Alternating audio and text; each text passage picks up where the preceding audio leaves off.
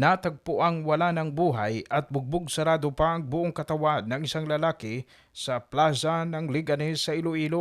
Hapon, nagpunta po dito yung isang empleyado ng tourism office na nagsasabi po na meron po silang nakitang patay dito sa ibabaw ng pavilion.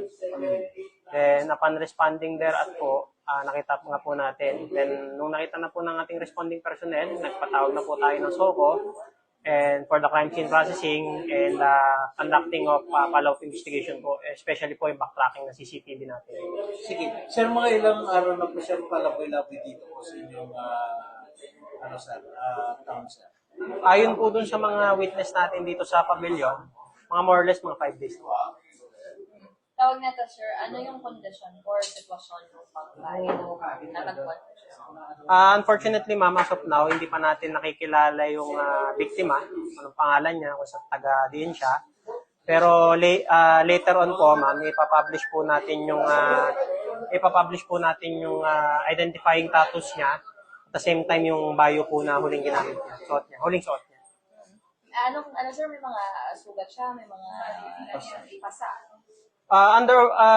During the observation po nung biktima, during the observation po nung SOCO natin, at the same time po, together with my investigator, meron po mga several na sugat siya at pasa sa iba't ibang parte ng katawan.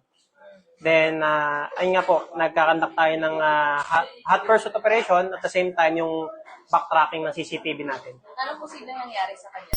Sa paghahanap ng ebidensya ng mga kapulisan, sa pag-review ng CCTV, napag-alaman na may 4 hanggang 5 lalaki ang umakyat sa rooftop ng pabilyon kung saan natagpo ang patay ang biktima.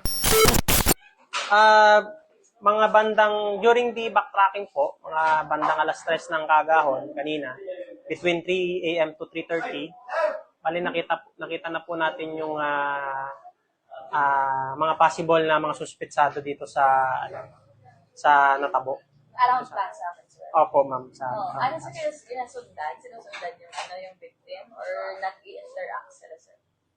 Base po dun sa initial information for validation po, parang nagkaroon po ng confrontation ng konti. Then doon na po nila nakursunada yung biktima natin.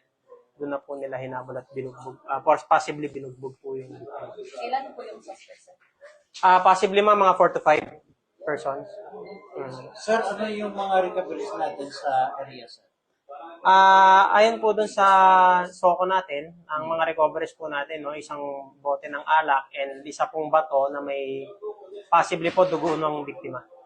Sir, maliban dito, sir, kababago pa lang o may mga naglaps na ng mga ilang sir? Ano po, sir? Yung mga ilang oras na, sir, na patay? Between 3 a.m. to 4:30 p.m. until na-recover po natin yung katawan. Yung mga suspect niyo po sa pag-backtrack sa CCTV, mga around what age po yung range ng age nila po? Mga between 18, 19, 20. Sa mga group of youth? Opo, ma'am. So, tawag nito, sir, sa CCTV, may nakita po bang nagsakitan na? Or confrontation lang po yung nakuha ng CCTV? Ayoko pa po ma'am masyado i-disclose, pero as of now ma'am, ang may bibigay ko lang po sa inyo is meron na po tayong mga possible suspects and nagkakandak na po tayo ng hot pursuit dun sa mga possible suspects na yun. Then kung makuha na po natin yung isang suspect, sunod-sunod na po yan, na ituturo na po isa-isa. So ano ngayon, sir, yung panawagan na lang po natin sa may mga nawalan po ng mga family members na posible po, sir, kapamilya po nila ito yung natagpuan kung wala ng buhay dyan po sa plaza. Opo, doon po sa mga pamilya na may mga missing relatives po, we will coordinate po together with media po. Nagbigay na po tayo ng ibang picture sa ibang media outlets para po ma-release po yung identifying tattoos tsaka yung huling bio na suot niya upang makilala po yung biktima natin. Then after the interview din po, magbibigay din po ako sa inyo para ma-release niya din po yung mga pictures.